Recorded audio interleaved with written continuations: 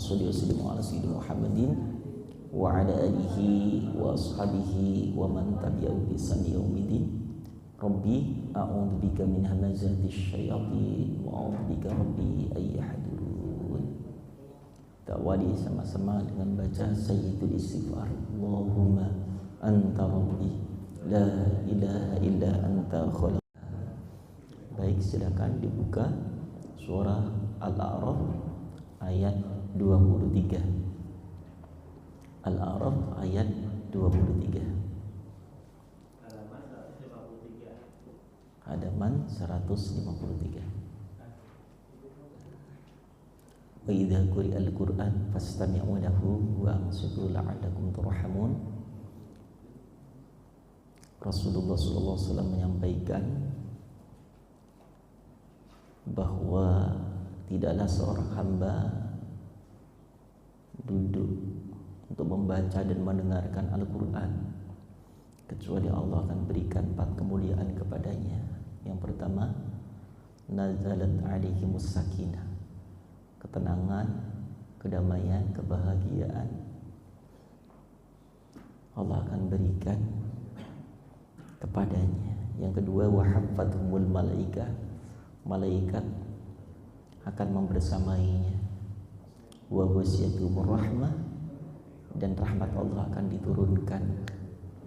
Yang terakhir, wa dzakarallahu fi man indah, dan Allah menyebut-nyebut nama-nama hamba-hambanya yang ada di dalam majelis tilawah itu. Allah membangga-banggakan kepada semua hamba-hambanya yang membaca dan mendengarkan ayat-ayatnya. Yuk kita mulai surah Al-A'raf ayat 23. A'udzu billahi minasy syaithanir rajim. Dibaca bersama-sama ya. Bismillahirrahmanirrahim.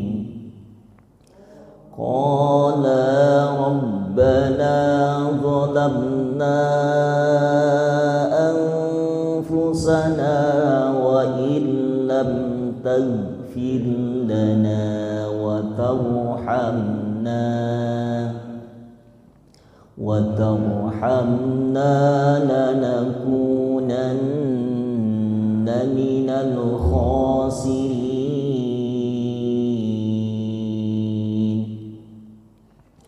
Qala ihbitu ba'dukum li ba'din adu wa lakum fil ardi mustaqarrun wa mata'un ila hin.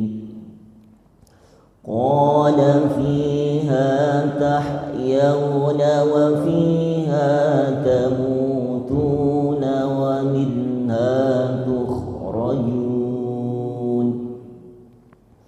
Ya bani Adam qad anzalna alaikum libasan yuwari sawatikum wa risha wa libasut taqwa dzalika khair. Dzalika min ayatillahi la'allahum yadhakkarun. Ya bani Adam la yaftinannakum asy-syaitanu kama akhraja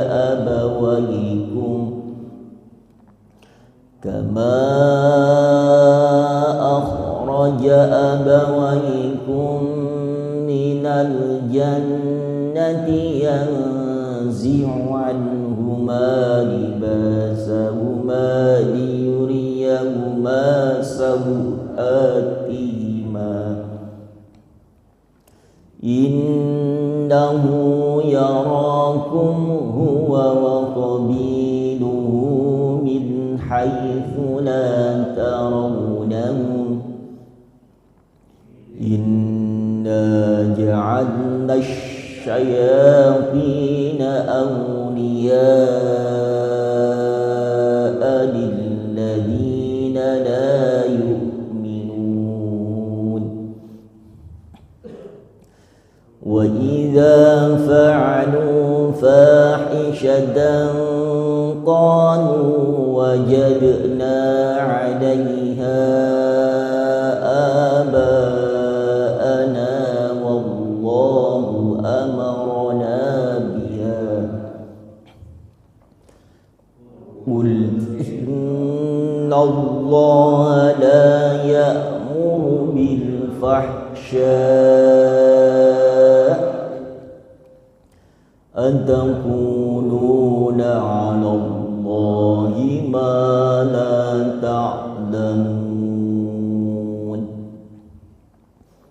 qul amara rabbi bil qisti wa aqimu wujuhakum 'inda kulli masjidin wad'u mukhlisina lahuddin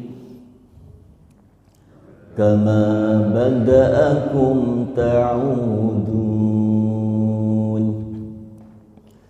fariqan hada wa fariqan haqqa 'alaihimud dalalah innahum ittakhadhu asyayatina awliya'a min dunillahi wa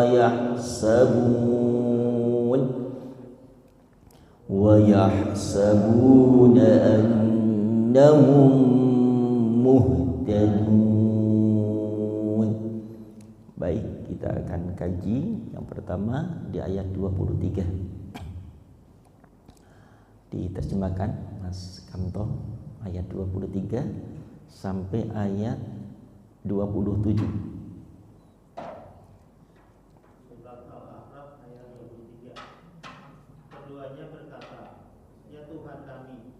Kami telah menzalimi diri kami sendiri. Jika Engkau tidak mengampuni kami dan memberi rahmat kepada kami, kami termasuk orang-orang yang rugi. Allah berfirman, turunlah kamu akan saling bermusuhan satu sama lain. Bumi adalah tempat kediaman dan kesenanganmu sampai waktu yang telah ditentukan. Allah berfirman, di sana kamu hidup, di sana kamu mati, dan dari sana pula kamu akan dibangkitkan. Wahai anak cucu Adam, sesungguhnya kami telah menyediakan pakaian untuk menutupi auratmu dan untuk perhiasan bagimu. Tetapi pakaian takwa itulah yang lebih baik. Demikianlah sebagian tanda-tanda kekuasaan Allah. Mudah-mudahan mereka ingat. Satu lagi sampai 27. Wahai anak cucu Adam, janganlah sampai kamu tertipu oleh setan sebagaimana halnya dia setan telah mengeluarkan ibu bapakmu dari surga dengan menanggalkan pakaian keduanya untuk memperlihatkan aurat keduanya. Sesungguhnya dia dan pengikutnya dapat melihat kamu dari suatu tempat yang kamu tidak bisa melihat mereka. Sesungguhnya kami telah menjadikan setan-setan itu pemimpin bagi orang-orang yang tidak beriman.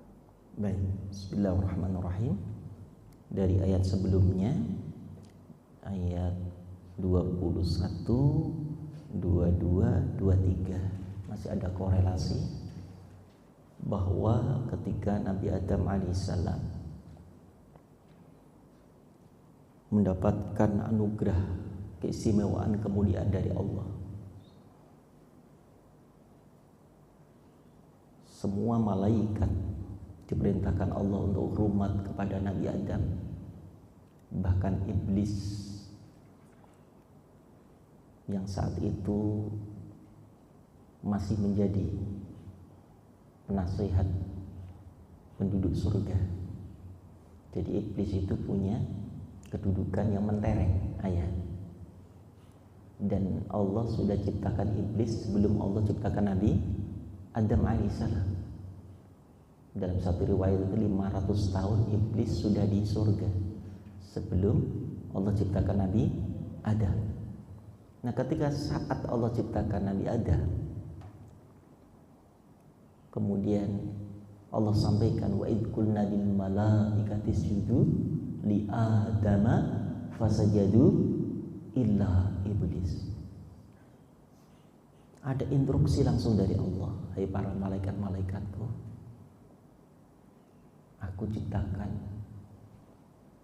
sosok manusia yang namanya Adam alaihissalam.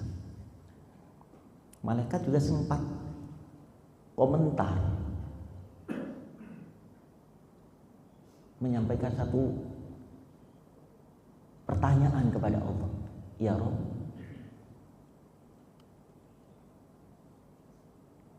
apakah Adam nanti dan anak cucu keturunannya justru akan membuat kerusakan di muka bumi itu? Dijawab oleh Allah, ini a'lamu ma la ta'lam. Aku lebih mengetahui daripada engkau yang engkau tidak mengetahui. Lalu seraya malaikat mengucapkan apa? Qalu subhanaka la ilma illa ma 'allamtana innaka antal alimul hakim. Maha suci engkau ya Rabb. Ternyata ilmu kami terbatas. Saat itulah mulai malaikat kemudian menghormati sebagaimana perintah Allah kepada para malaikat. Namun illa iblis, hanya iblis saja gak mau. Alasannya apa Bunda kira-kira? Kenapa iblis gak mau? Dia mengatakan apa? Dia jawab itu, in ana khairum min. Gimana mungkin aku hormat kepada Adam? Aku lebih mulia daripada dia ya Rabb. Nah, ini satu ciri kesombongan. Kalau ada seseorang yang merasa lebih baik daripada yang lain, lebih cantik, lebih ganteng, lebih kaya, pokoknya merasa lebih, ini berarti ada tanda kesombongan dalam hati orang itu. Kalau sudah seperti itu, akan merendahkan orang lain, meninggikan dirinya, merendahkan kepada orang lain. Ini salah satu ciri sombong. Walaupun secara spesifik Rasul sampaikan, sombong itu bagaimana ya Rasulullah? Rasul menyampaikan menolak kebenaran dan merendahkan orang lain. Menolak kebenaran seperti apa contohnya? Disuruh sholat gak mau sholat itu sombong. Disuruh puasa, dia dengan angkuhnya ngerokok di jalan seakan-akan gak ada masalah. Ini juga sombong. Ada orang yang kaya sombong, ini miskin sombong. Kira-kira bagusan mana Bunda? Kaya sombong atau miskin sombong? Ini udah miskin sombong lagi. Udah miskin gak mau puasa lagi. Wong yang kaya aja puasa. Allahu Akbar. Baik. Akhirnya iblis mengatur strategi bagaimana supaya Nabi Adam juga dikeluarkan dari surga. Sampai-sampai menggunakan bahasa begini, ayat 21-nya pun saya ulang mundur 2 ayat. Wa qasamahuma inni lakuma laminan nasihin. Wahai Adam, demi Allah. Nah, ini yang membuat Nabi Adam kemudian mempercayai iblis. Kalau seandainya iblis gak menggunakan nama Allah untuk sumpahnya, Nabi Adam gak akan percaya. Sampai dengan demi Allah. Kalau sudah mencatut nama Allah, Adam hanya bisa enggak, ya sami'na wa ata'na, karena Allah yang dibuat ilat, dibuat alasan oleh iblis bahwa ini bukan hanya sekedar keinginan iblis, tapi Allah. Seakan-akan iblis mengatakan demi Allah, Allah yang telah berjanji, kalau engkau mau makan buah khuldi itu, engkau akan kekal selama-lamanya di dalam surga. Wa inni lakum malam minan nasihi. Aku memberikan nasihat karena aku tahu khuldi itu artinya kekal. Aku nyesel dulu, kata iblis itu. Aku nyesel nggak makan buah khuldi itu. Seandainya aku makan buah khuldi, aku akan kekal di dalam Adam. Ini setelah iblis diusir dari surga dengan liciknya, dengan kebohongannya, dengan kedustaannya, namun menggunakan nama Allah. Maka dalam satu ayat Allah larang itu, wala taj'alullaha urdatan li aymanikum. Jangan sekali-kali kita menggunakan nama Allah untuk apapun, bersumpah, untuk kebohongan. Karena tidak sedikit yang orang menggunakan nama Allah itu kadang hanya sebagai tameng saja. Kalau itu di negara yang syariatnya Islam, seperti di Arab Saudi itu, nama Allah itu sudah satu paten untuk menghukumi seseorang. Kalau sudah menggunakan nama Allah, wallahi billah tallah, ya sudah, berarti benar yang dia sampaikan. Misalnya wallahi, demi Allah aku tidak melakukan seperti yang dituduhkan Pak Hakim, ya sudah, karena menggunakan nama Allah. Kalau di Indo kadang-kadang hal-hal yang sepele menggunakan nama Allah dibuat tameng saja. Ya, ini nggak boleh, haram. Bahkan kalau menggunakan nama Allah buat sumpah palsu, maka hukumannya harus puasa. Kalau nggak mampu puasa harus memberikan makan fakir miskin atau memerdekakan budak, fatahriru raqabah. Baik. Lalu Nabi Adam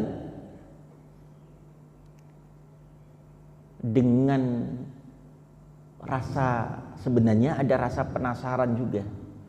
Ini iblis kok tumben baik banget, padahal gara-gara aku dikeluarkan gitu kan, sampai memberikan nasihat seperti itu. Tapi karena menggunakan nama Allah, ya udah, nggak apa-apa. Ayo deh, ini ada buah khuldi. Allahu Akbar. Baik. Kemudian Nabi Adam akhirnya dikeluarkan dari surga. Hanya saja iblis saat dikeluarkan, diusir dari surga, itu iblis gak mau bertobat kepada Allah. Sedangkan Nabi Adam begitu dikeluarkan, beliau bertaubat kepada Allah.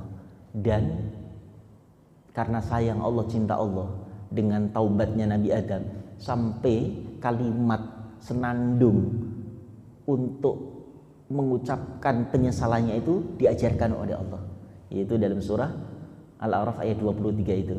Ini Allah yang mengajarkan istighfar atau meminta ampun setelah Nabi Adam dikeluarkan dari surga.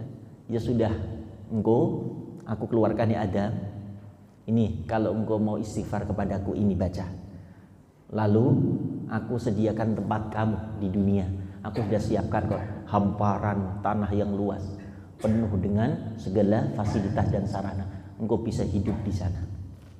Nah, doa inilah, istighfar inilah yang Nabi Adam kumandangkan. Rabbana dzulamna anfusana wa illam taghfir lana wa tarhamna lanakunanna minal khasirin. Ya Allah, kami telah zalim. Ada menggunakan kata qala. Ini kalau qala, ko-nya yang panjang, la pendek, satu orang aja. Dia berkata. Tapi kalau qala berarti mereka berdua berkata. Kalau qalu berarti mereka bertiga berkata. Paham ya Bunda? Jadi kemudian ketika saat dibaca qala rabbana, bukan qala, berarti cuma satu orang. Ini qala maksudnya siapa?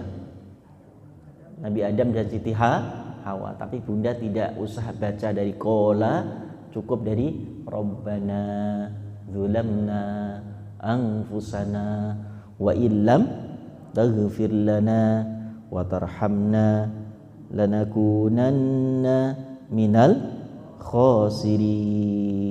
Ada lagi istighfarnya Nabi Yunus alaihissalam. Itu Allah abadikan juga di dalam surat Al-Anbiya. Apal bun? La ilaha illa anta subhanaka inni kuntu minadh dhalimin. Ayat berapa? Ayat 87 ya. Surah apa bun? Al-Anbiya 87. Ada istighfarnya Nabi Musa. Rabbi inni dzalamtu nafsi. Nabi Musa juga pernah melakukan kesalahan di mana ada seorang pemuda dari kampung di mana Nabi Musa tinggal dengan pemuda kampung daerah bertikai ceritanya ya. Nah, pemuda ini kemudian minta bantuan kepada Musa. Hai Musa, aku dipukulin tuh pemuda. Mana orangnya? Tempeleng Nabi Musa, mati dia. Nah, kemudian diminta ampun kepada Allah. Kalau istighfarnya Nabi siapapun, Yunus, ada yang tahu? Apa asbabnya? Ya, karena beliau meninggalkan umatnya yang harusnya dia menyampaikan dakwah ke daerah itu, ditolaklah Nabi Yunus alaihissalam. Lalu Nabi Yunus ngambek. Jadi Nabi juga bisa ngambek bunda. Apalagi bunda-bunda begini, ya kan? Kalau tanggal muda belum cair itu ngambek.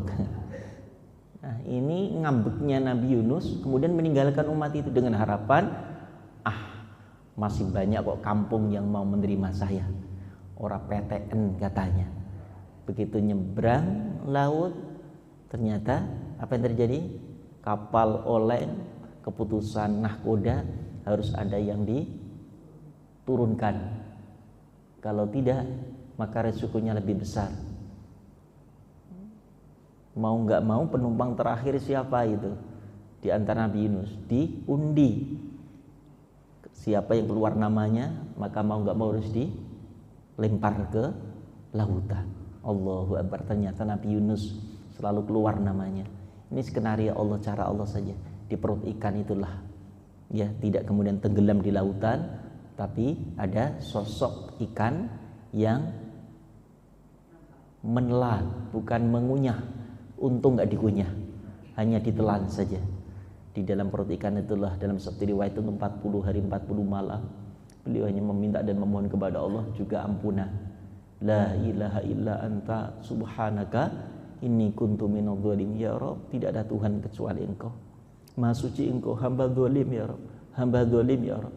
Sehingga dalam kurun waktu 40 hari kemudian Nabi Yunus pun Allah keluarkan dengan cara Allah, dibuat mules si ikan itu bunda, karena nggak ada apotik ya, jadi nggak bisa minum obat mules, obat mencret, nggak ada introstop begitu. Keluar dengan izin Allah Subhanahu wa taala. Baik. Di ayat berikutnya, qala bitu ba'dukum li ba'din adu wa lakum fil ardi mustaqarrun wa mata'un ila hin. Silakan ya Adam, engkau tinggal di bumi ini. Qala fiha tahyauna wa fiha tamutuna wa minha tukhrajun. Di bumi ini engkau akan hidup bersama anak cucu keturunanmu, dan di bumi nanti engkau pun akan meninggal dunia. Sudah Allah tentukan. Jadi ketika saat Allah keluarkan Nabi Adam alaihissalam dari surga, Allah sudah siapkan hamparan luasnya bumi dengan segala isinya. Jadi nggak ada khawatir. Jadi seakan-akan begini bunda, bunda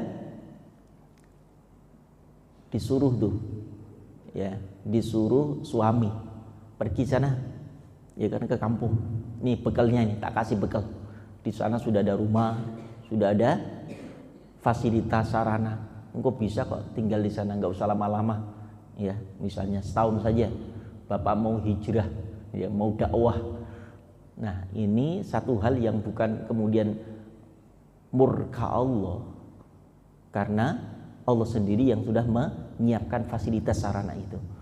Sampai-sampai dalam hadis itu Rasul menyampaikan, seandainya ada orang yang sudah melakukan dosa memenuhi langit dan memenuhi bumi, lalu dia datang kepada Allah, sungguh Allah akan maafkan kesalahan orang itu. Dan salah satunya Nabi Adam alaihi salam yang dijadikan contoh dalam taubatnya kepada Allah Subhanahu wa ta'ala. Ya bani Adam qad anzalta 'alaikum libasa yuwari sawatikum warisha. Berikutnya, wa libasut taqwa dzalika khair, dzalika min ayatillahi la'allahum yadhakkarun. Ya bani Adam la yaftinanakum asyaiton. Al-ayah. Kemudian Allah Subhanahu wa taala sampaikan, hai Adam, baju pakaian yang kau kenakan itu bukan tanda daripada kemuliaanmu. Kemuliaan seseorang itu adalah libasut taqwa, adalah karena iman dan takwanya. Maka dalam satu hadis Bunda pernah dengar,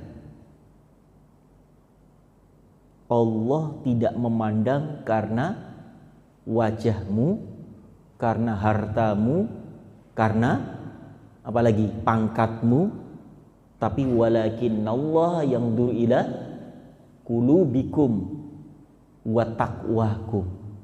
Tapi Allah memandang melihat seorang hamba itu karena sejauh mana kadar iman dan takwanya kepada Allah Subhanahu wa ta'ala. Casing itu hanya balut saja. Tapi lagi-lagi ketika di dunia ini, kadang itu menjadi salah satu penanda antara orang kaya dengan orang miskin juga karena aksesoris itu kan Bunda.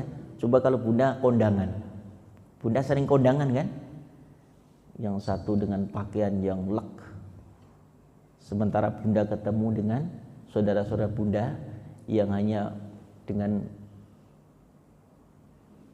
sendal jepit, yang kanan itu warna merah, yang kiri warna kuning gitu kan. Dengan harapannya itu nanti di sana nggak akan hilang, karena khawatir gitu hilang. Jangankan di kondangan, di masjid juga sering hilang. Terus pakaian kadang-kadang hanya, mohon maaf, sekedarnya saja. Ya. Nah, itu kan penanda saja. Tapi itu tidak sebagai ukuran kemuliaan seseorang. Boleh kita pakai aksesoris, pakaian yang layak, yang pantas. Bahkan nanti di ayat berikutnya nanti kita akan uraikan, apalagi saat memenuhi undangan Allah, panggilan Allah, ada pakaian yang khusus untuk kita gunakan untuk bersujud kepada Allah Subhanahu wa ta'ala. Nah, Nabi Adam kemudian dihibur oleh itu. Tenang hai Adam, apapun yang kau kenakan itu enggak menjadi ciri tanda kok kemuliaan. Kemuliaan dan anak cucumu itu adalah walibasut taqwa. Ya bani Adam la yaftinanakum asyaiton. Kemudian Allah Subhanahu wa ta'ala sampaikan lagi pesannya, ya. Jangan sampai kejadian atau peristiwa seperti ini terjadi kepada anak cucu keturunanmu. Pesan siapa Bunda? Allah. Ayat yang ke-27. Jangan sampai terjadi peristiwa seperti ini kepada anak cucu keturunan. Maksudnya gimana? Ketika dia sudah mendapatkan nikmat iman Islam, lalu dirayu, dibujuk oleh iblis laknatullah alaihi, lalu dia menanggalkan keimanannya, dia kemudian murtad menjadi pengabdi setan, maka ini disebut dengan kama akhraja abawaikum minal jannah. Berapa banyak sekarang Bunda yang orang yang lahir dari keluarga muslim, begitu remaja, dewasa, dia tinggalkan keimanannya, keislamannya. Bunda kenal ada sosok namanya Saifuddin Ibrahim. Itu seorang keluarga muslim, bahkan seorang sosok figur teladan keluarga rumah tangganya. Bahkan beliau pun mengajar di beberapa universitas Islam. Tapi apa yang terjadi? Dia meninggalkan nikmatnya iman Islam itu hanya sekedar untuk mencari dunia. Dia gadaikan kesenangan dunia dengan kesenangan akhirat. Tidak sedikit yang kemudian terbujuk dengan mungkin ya kadang ya salah satunya adalah faktor ekonomi. Di daerah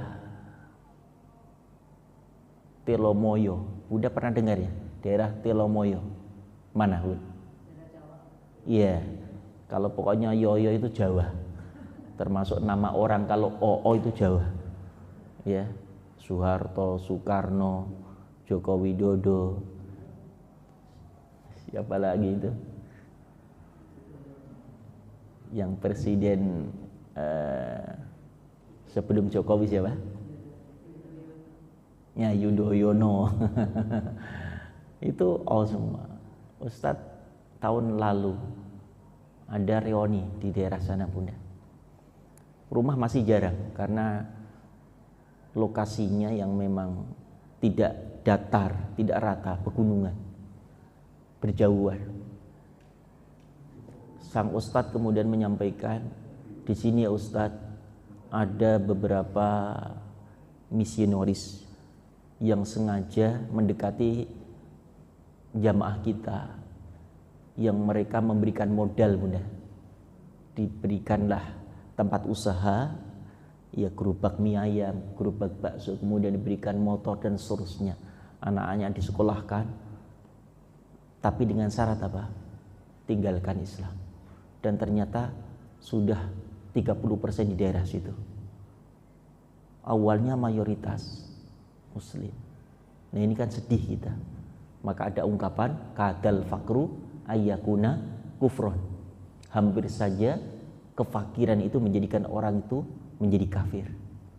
Dan di Cianjur, ya, daerah mana ya, Ciranjang atau mana itu, kita pernah juga mendengarkan dari beberapa sahabat kita ketika mengirimkan bantuan, ternyata banyak yang sudah meninggalkan. Nah inilah yang Allah pesankan terjadi saat ini kepada anak cucu Adam. Innahu yarakum. Lihat ayatnya, Bunda, ayat 27. Innahu yarakum huwa wa qabiluhu min haitsu la tarawnahum. Sesungguhnya kembali kepada siapa ini? Iblis.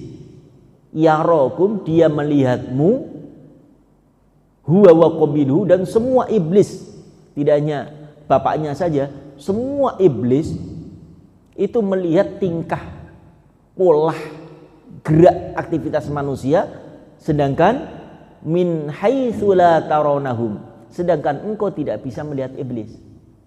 Jadi iblis ini tahu persis kesukaan kita, hobi kita. Ibaratnya begini, Bunda, dia sebagai pengiring atau penabuh gendang. Nah manusia itu sebagai apa? Penarinya. Dia tahu persis lekak-lekonya gimana harusnya di lantunkan lagunya. Dia tahu. Maka Allah Subhanahu wa taala memberikan peringatan ini agar apa? Selalu dan senantiasa untuk berdoa, memohon perlindungan kepada Allah Subhanahu wa taala. Karena secara strategi peperangan yang diuntungkan siapa, Bunda? Manusia atau iblis? Tentunya iblis. Dalam peperangan musuh melihat kita nggak ngelihat musuh. Ini yang terjadi saat ini. Dan jumlah iblis lebih banyak daripada jumlah manusia. Karena permintaan iblis itu, Bunda, setelah diusir dari surga, apa permintaan pertama tadi? Iya, minta supaya diizinkan, aku rela ya Rob, engkau jadikan penghuni neraka, tapi aku minta kepadamu ya Rob, mintanya adalah panjangkan umurku sampai hari kiamat. Dijawab oleh Allah di dalam surat Shad misalnya, Allah sampaikan, ya sudah, aku panjangkan umurmu ila yaumil waqtil ma'lum, sampai hari kiamat. Di ayat ke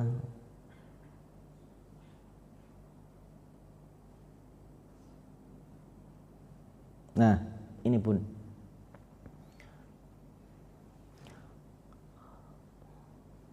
ayat 71 sampai ayat 85 surat Shad. Allah sampaikan, qala fakhruj minha fa innaka rajim, surat Shad halaman 457. Masih ada korelasi dengan surah Al-A'raf ini, saya bacakan. Wa inna 'alaika la'nati ila yaumiddin. Sungguh engkau termasuk rajim. Apa itu? Tidak hanya dilaknat oleh Allah, maka ada satu ungkapan a'udzubillahi minasyaitonir rajim. Apa artinya rajim itu? Terkutuk, karena enggak bisa dinasihati lagi oleh Allah. A'udzu, aku berlindung kepada Allah, min dari asyaiton, setan ar-rajim. Allah sampaikan juga, qala fakhruj minha fa innaka rajim, keluar engkau dari surga, terkutuk engkau. Kemudian wa inna 'alaika la'nati ila yaumiddin, dan laknatku, murkaku akan menimpa kepadamu. Lalu iblis minta ini ayat 79-nya Bunda. Qala rabbi fa'anzirni ila yaumiddin. Ya Rabb, enggak apa-apa ya Rabb, engkau vonis aku menjadi penghuni nerakamu, tapi aku minta fa'anzirni ila yaumiddin, tolong panjangkan umurku. Dijawab oleh Allah, qala fa innaka minal munzirin ila yaumil waqtil ma'lum. Baik. Lalu minta lagi dia yang kedua, Bun. Apa permintaannya?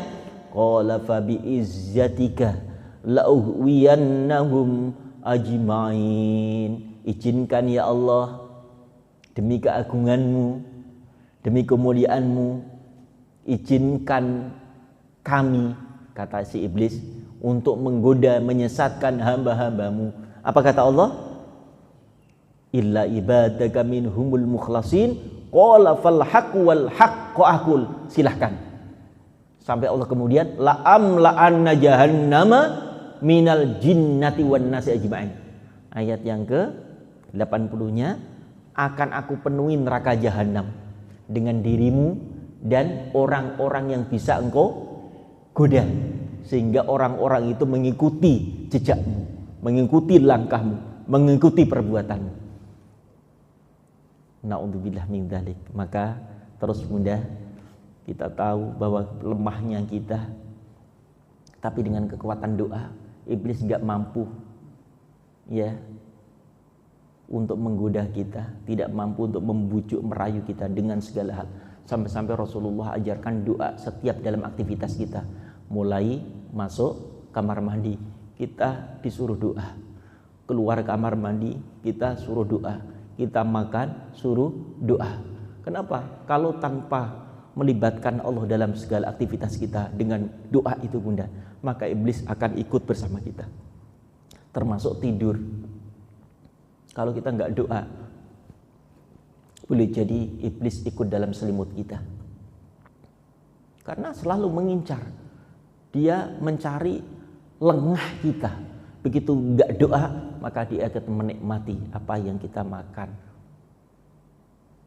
Doa itu cukup simpel lah. Kalau nggak bisa dengan doa yang panjang, doa dalam surah Al-Mu'minun ayat 89 yang sering saya sampaikan, Rabbi a'udzubika min hamazatis syayatin wa a'udzubika rabbi ayahduru. Itu aja yang paling simpel.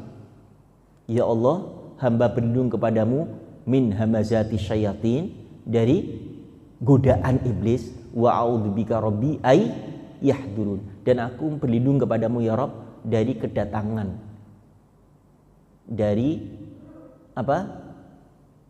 Kehadiran. Ayahdurun itu apa?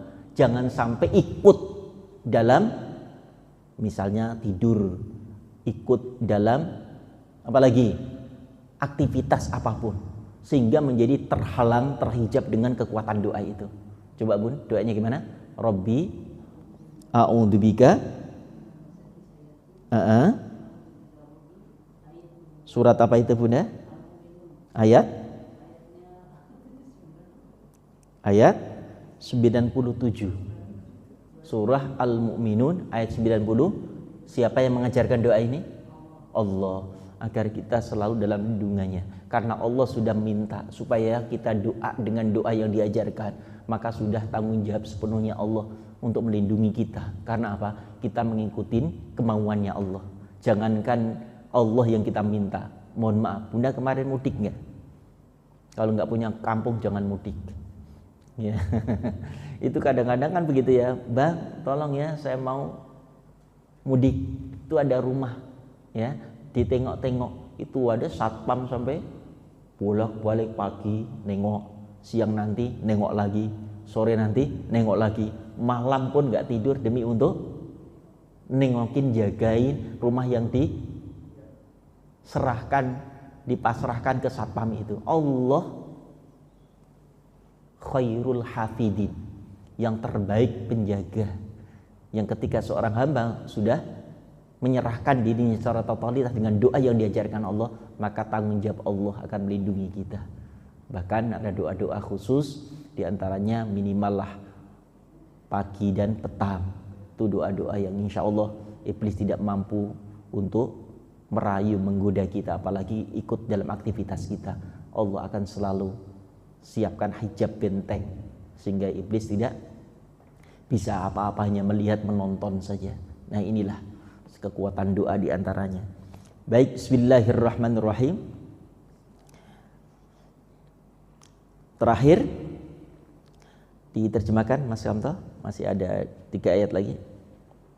Dilanjutkan ayat 38 sampai ayat 28 sampai 30, Mas.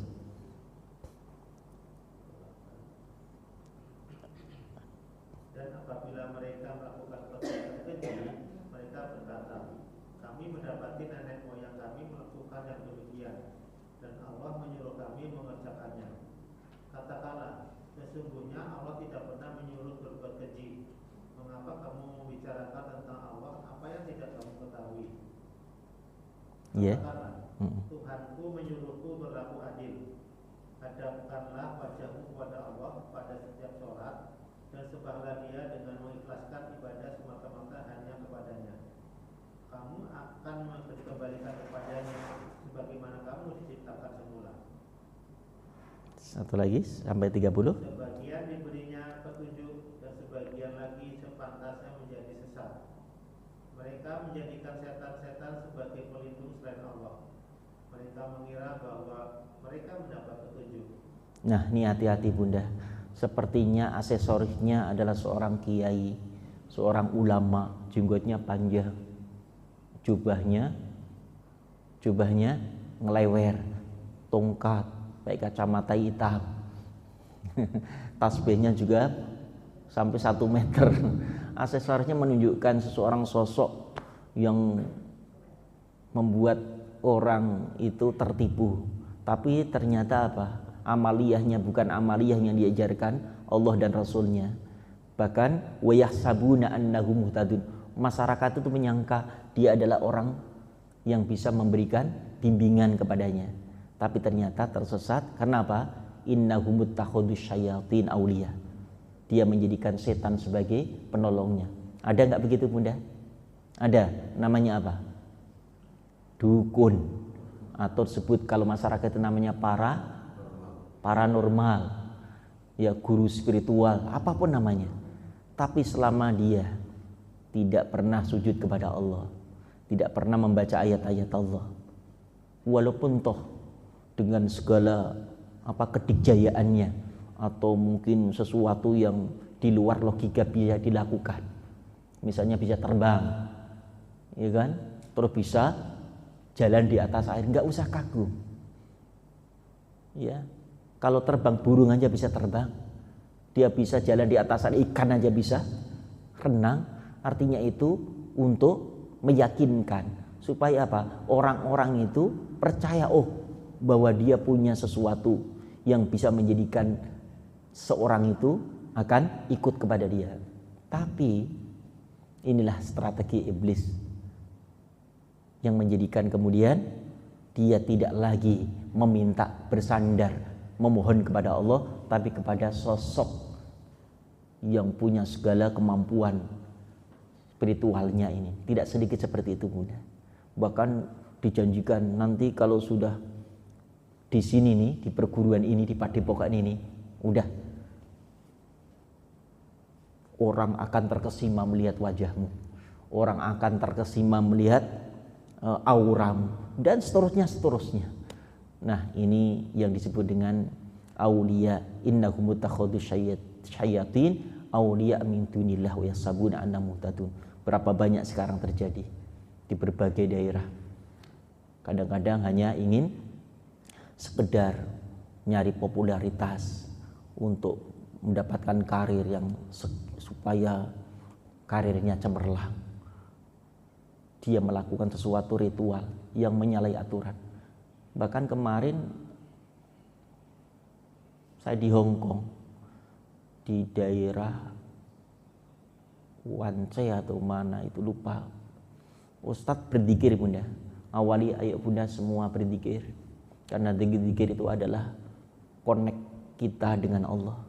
Kita bersolawat, konekkan hati kita dengan baginda Rasulullah. Sebelum acara kita zikir kemudian muhasabah. Itu ada seorang jamaah teriak-teriak histeris menutup telinganya dengan nada yang ya nggak baik lah ya. Teriak dengan hentikan, kalau kau hentikan, marah luar biasa. Saya lanjutkan zikir itu, kemudian panitia membawa si ibu ini. Setelah doa, kemudian saya tanyakan kepada teman-temannya, ini siapa, orang mana, dan apa sih yang menjadikan beliau seperti ini? Ya Ustadz, dia itu harus diceritakan. Akhirnya setelah sadar, mau nggak diru'yah dia. Kemudian kita ru'yah, dan alhamdulillah bunda, ya seperti itu, muntah. Ya kalau memang ada sesuatu di dalam dirinya, itu reaksinya adalah muntah. Setelah muntah selesai, kemudian baru cerita, iya Pak Ustadz, saya masang susu. Susu itu apa bun? Nggak tahu susu ya. Susu itu kalau kita beli makanan, uang kita 100.000, ya kembalian namanya susu, bukan? Itu kalau orang Jawa susu. Kepake 50.000, kembalian namanya Pak susu kalau orang Jawa. Tapi bukan susu itu maksudnya. Dia mengatakan, saya pernah pergi ke salah satu gurunya katanya. Saya dipasang Ustadz benda di antara kedua mata saya. Ini di sini sama di sini. Ya ingin auranya ini cemerlang. Pokoknya nanti majikan supaya terkesima. Nah, dengan zikir ternyata itu reaksi iblisnya, jinnya bunda. Dengan benda yang di situ, harapannya adalah supaya ada aura, supaya dia nanti gemilang cemerlang. Tapi nggak bisa. Antara zikrullah dengan iblis menyatu di dalam satu tubuh itu nggak bisa, akan bertolak. Dan itu terjadi bunda. Na'udzubillah. Nah inilah banyak sekarang orang-orang hanya ingin mendapatkan hanya gemerlapnya dunia, ya karir dunia. Dia menghalangkan segala cara sampai kemudian pergi ke sosok manusia yang dianggap bisa memberikan segalanya. Nah inilah pesan Allah, innahum muttakhadhus syayatin awliya min dunillah wa yahsabuna annahum muhtadun. Baik bunda, masih nuansa bulan Syawal, mohon maaf lahir batin. Ya, biasanya di dalam bulan Syawal itu ada acara halal bihalal. Sudah halal bihalal di masjid ini? Ada ya? Nggak tahu itu, padahal saya cari di Quran, di hadis itu nggak ada halal bihalal. Nggak tahu yang membuat orang mana. Tapi yang jelas untuk halal bihalal beda dengan halal bihalalnya di Arab. Di Arab Saudi juga nggak ada kemudian saling meminta maaf. Tapi walaupun nggak ada di Quran, nggak ada hadis, itu dianjurkan Rasulullah. Karena isinya halal itu meminta maaf, bihalal itu memaafkan. Artinya yang tadi mungkin sebulan yang lalu bunda pernah jewer, ya kan? Mungkin keponakannya, anaknya. Nah hari Lebaran ini kemudian, nah dulu ibu pernah melakukan kesalahan yang haram itu kan, jewer, meleng haram kan? Tolong halalkan hari ini lah. Maksudnya seperti itu. Nah dibahasakan oleh orang Indonesia halal bihal. Tapi kalau di Arab Saudi tidak. Halal tuh begini bunda. Bunda kalau haji atau umroh itu kalau hari kedua di Madinah Al-Munawwarah itu diajak untuk pergi ke, diantaranya adalah Masjid Kuba, dan kemudian mampir ke kebun kurma. Ingat kan Bunda ya? Di mana Bun? Di kebun kurma. Kemudian saya biasanya sampaikan ke jamaah sebelum turun dari bis. Ayah Bunda, tamu Allah, tamu Rasulullah, kita akan turun ke kebun kurma. Di situ ada segala macam jenis kurma, disuruh mencicipi. Dan orangnya bilang, nanya kan kita, halal Pak? Halal. Nah itu di Arab begitu. Ngambil kurma jenisnya ajwa, kita ngambil satu itu, halal? Halal. Pindah lagi ke kurma yang lain, ambar, ambil, halal Pak? Halal. Itu halal bihalal namanya. Ngambil lagi kurma apa itu? Majdul. Halal Bu? Halal. Itu halal bihalal. Jangan halal bihalalnya orang Arab kemudian dibawa ke Indonesia. Nanti tiba-tiba Mas Kamto ke rumah Ustadz. Di samping Ustadz ada santriwati. Mas Kamto bilang, halal Ustadz? Halal. Nanti dibawa pulang. Ada sendal teman kita di masjid ngelihat bagus banget. Halal Ustadz? Halal.